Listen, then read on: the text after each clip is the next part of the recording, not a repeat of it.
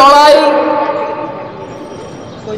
ভারতীয় জনগণের বিরুদ্ধে নয়, আমাদের এই লড়াই চলছে দিল্লির যে শাসন চলছে বাংলাদেশের বিরুদ্ধে, আধিপত্যবাদী যে শাসন চালাচ্ছে তার বিরুদ্ধে। আমাদের এই লড়াই সীমান্তে বাংলাদেশিদেরকে নির্বিচারে গুলি করে হত্যার প্রতিবাদে আমাদের এই লড়াই।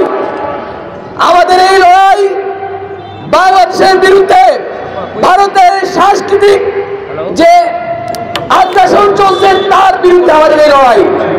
আমাদের এই লড়াই বাংলাদেশের যুব সমাজকে মাদক দিয়ে ধ্বংস করার প্রতিবাদে আমাদের এই লড়াই।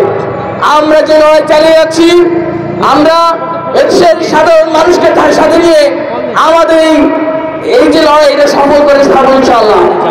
আমাদের এই লড়াই এদেশের স্বাধীনতা সার্বভৌমত্ব ধ্বংস করার বিরুদ্ধে, এদেশে ভারতীয় যে সকল এজেন্ডা রয়েছে তাদের বিরুদ্ধে আমাদের এই লড়াই।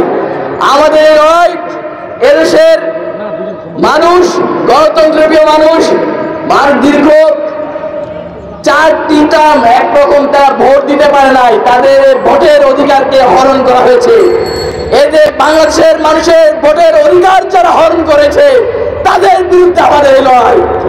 যারা এদেশের মানুষকে বর্ডারে নির্বিচারে হত্যা করেছে, এদেশের উপরে সাংস্কৃতিক আগ্রাসন চালিয়েছে, এদেশের মানুষকে মাদকের ভয় থাবা দিয়ে চাপিয়ে দিয়েছে সে মানুষের উপরে, যারা দেশের শিক্ষা ব্যবস্থাকে ধ্বংস করেছে, যারা দেশের সমাজ ব্যবস্থাকে ধ্বংস করেছে তাদের বিরুদ্ধে আমাদের লড়াই চলবে অবিরাম।